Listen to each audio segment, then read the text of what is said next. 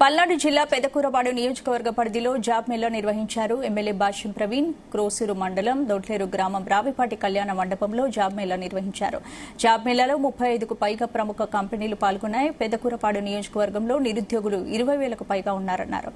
ఇక ఎన్నికల సమయంలో యువకులకు ఉద్యోగ అవకాశాలు కల్పిస్తానని హామీ ఇచ్చానని, ఇందులో భాగంగా ఈ జాబ్ మేళా నిర్వహించామన్నారు. 5 ఏళ్లలో కనీసం 10,000 మందికైనా ఉద్యోగ అవకాశాలు కల్పిస్తానన్నారు.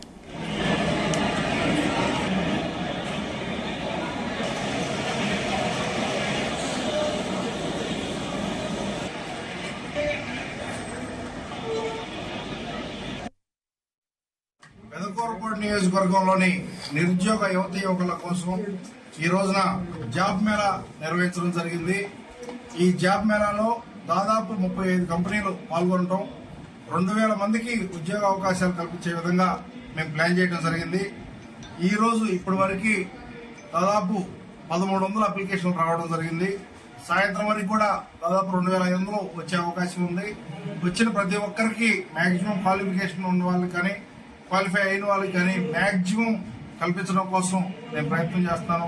ఆ కంపెనీ వాళ్ళతో కూడా నేను మాట్లాడాను, మాక్సిమం అవకాశాలు కల్పించమని.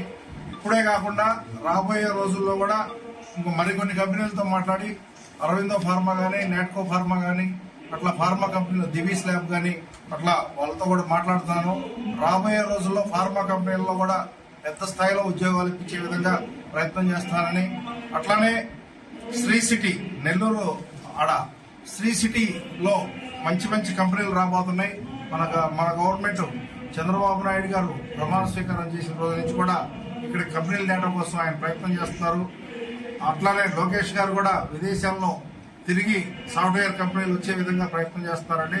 ఆ కంపెనీలు అన్నింటిలో మా కాన్స్టిట్యున్సీకి సంబంధించిన యువతకి ప్రథమ కోటా ఇవ్వాలని నేను వాళ్ళిద్దరిని అడగడం జరిగింది. చంద్రబాబు నాయుడు గారు కానీ, లోకేష్ గారు కానీ.